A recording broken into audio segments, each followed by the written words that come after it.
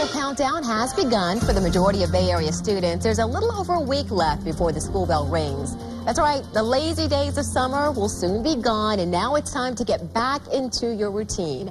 Bedtime, of course, can be the toughest part of getting back to the daily grind. What's supposed to be the peaceful end of the day is often full of whining, crying, and a whole lot of questions. Parents are asking, how much sleep do my little ones really need, and how do I cut down on the going to bed battle? So we brought in Tampa Bay Parenting Magazine editor Angela Ardolino for some answers. Okay, this really applies to little kids, elementary school kids. So how much sleep do they really need, and then how do we get them to get the amount that they need? Well, it's been said they need 11 to 12 hours, which I don't know about you. I would love to get 11 to 12 hours. Since I was elementary school age. But that's why they go to bed earlier than we do, is because they do need 11 to 12 hours a day. And it's very important that they get that sleep to prevent them from being grouchy or falling asleep in class and those types of things. So it's really important for you to decide what time that they need to get up to be at school on time, and then count 11 or 12 hours back and decide that that's what their bedtime is, and stick to it every day. Consistency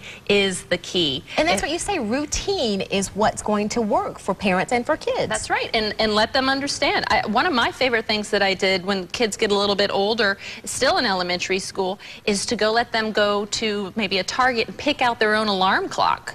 And then now they're responsible. Now they've got a new responsibility. You teach them how to set the time. They get up by themselves. You praise them for getting up by themselves. The next thing they do, they're packing their own lunch. They're getting ready in the morning. And then they'll be waiting for you to go out the door in the daytime. And when you give them those types of responsibilities, they really run with them. It really helps their self-confidence. It makes them feel responsible for something. And it's just a matter of keeping on that routine, and they'll get used to it and do it every single day. That's fantastic. Just don't show them where the snooze button is, though. Right. But you also have... What is the snooze? That's nothing. Don't worry about that. Mommy's favorite.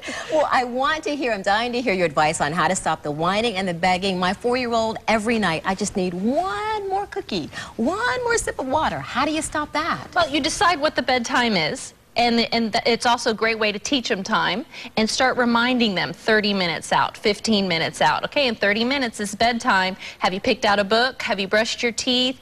You know, everything needs to be ready so that at your bedtime, we're at your bed reading a book together, or allow them to write in a journal and create calm time. That's part of the tone that you're supposed to set for bedtime. That's right. And keep electronics out of their bedroom. No computer, no TV, no phones, no types of those things, so that they don't get distracted and they're on those before they go to bed, which then gets them all wired and they're not ready to go to sleep. So just keep reminding them. Do you know what time it is? Have them look at the clock, figure it out. And how many minutes does that mean till bedtime is? And it's what's expected. When you expect it, they expect it, and when they're on a routine, they'll want to do it every night. Fantastic. Always great advice. Hopefully early to bed, early to rise. That's no right. Whining and crying when it's time to get up. That's right. We may be whining and crying in the morning, but they won't be.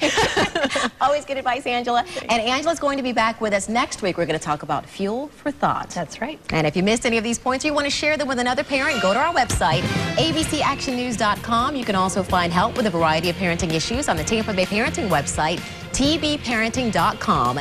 And while you're there, you can sign up for a free subscription to the Tampa Bay Parenting Magazine.